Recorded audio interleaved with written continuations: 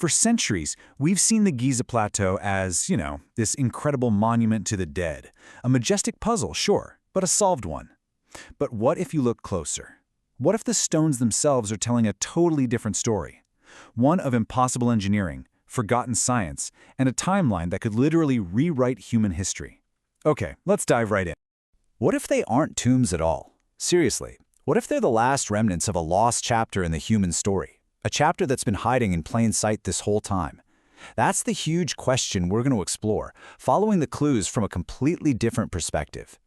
So you've got two completely different stories here. On one side, there's the official narrative. Magnificent tombs built with copper chisels and brute force about 4,500 years ago. But on the other side, there's this radical premise that these are actually functional machines, the legacy of a much, much older, highly advanced civilization from over 12,000 years ago. We're going to follow the evidence for that second path. To get started, we have to kind of look past the accepted history and start treating the Giza Plateau like a crime scene, a place that's just full of anomalies that don't fit the official account at all. And the best witnesses here aren't the scrolls or the hieroglyphs that came thousands of years later. The best witnesses are the stones themselves. And believe me, they have an incredible story to tell, if we're just willing to listen.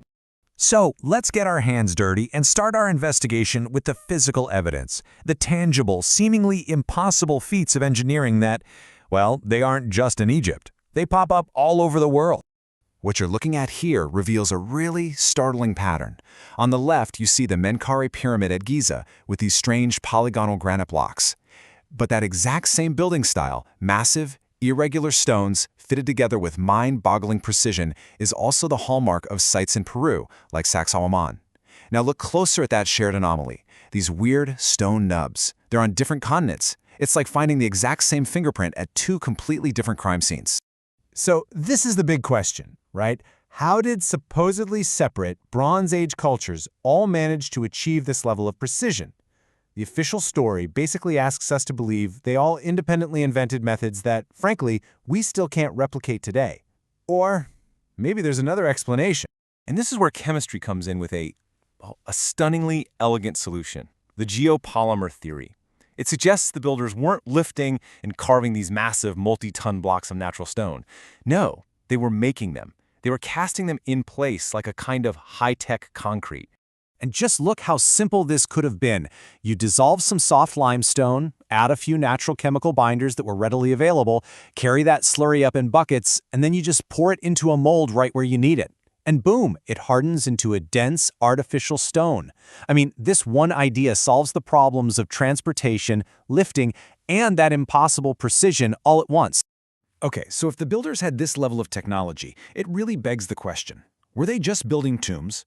This leads us to a new and totally radical theory of the pyramid's purpose.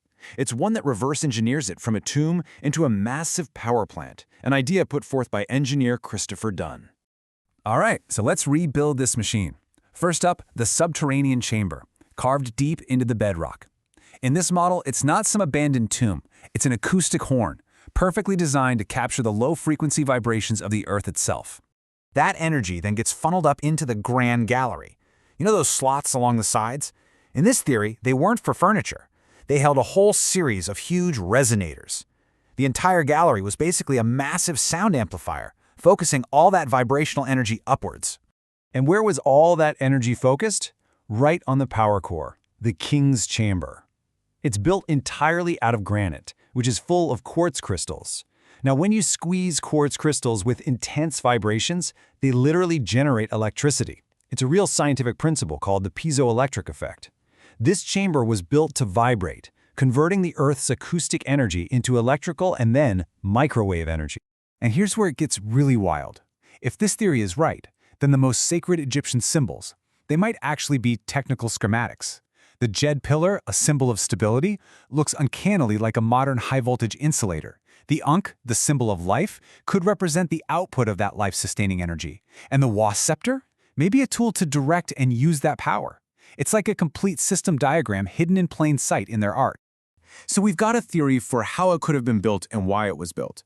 But the most shocking piece of evidence, the real bombshell, comes when we ask when it was built. And the clues for this are written not just in stone, but in the patterns of geology and astronomy. Just take a look at the erosion on the Sphinx and its enclosure. It's not the sharp, angular erosion caused by wind and sand that you see on other tombs from the same official period. Not at all. It has these deep, rounded, vertical fissures, and geologists are clear on this. This is classic water erosion, the kind caused by thousands of years of heavy rainfall. Now here's the kicker. Egypt hasn't seen that kind of rain in over 5,000 years. Geologists who have actually studied these patterns, people like Dr. Robert Schoch, they argue that for this kind of weathering to happen, the Sphinx must have been carved during the last period of significant rainfall. And that period, it ended around 10,500 BCE. Let's just pause on this for a second so we can really absorb what this timeline means. On the right, you have the official story, 2500 BCE, but the geological evidence that points all the way over here to the left, a full 8,000 years earlier, deep in the last ice age. This isn't just a small correction. This is an entirely different history of humanity. And if that wasn't enough, here is the clincher. That geological date of 10,500 BCE aligns perfectly with the sky. At that exact moment in time, the layout of the 3 Giza pyramids on the ground was a perfect mirror of the 3 stars in Orion's belt, and the Sphinx, a lion, would have stared directly at its celestial counterpart, the constellation of Leo, as it rose on the spring equinox. You have 2 independent clocks, one geological and one astronomical, and they are both pointing to the very same date. So what happens when we put all of these pieces together? The crazy engineering, the power plant theory, this radical new date. Well, a single cohesive story starts to emerge. So, what's the big picture here? The theory paints this incredible story.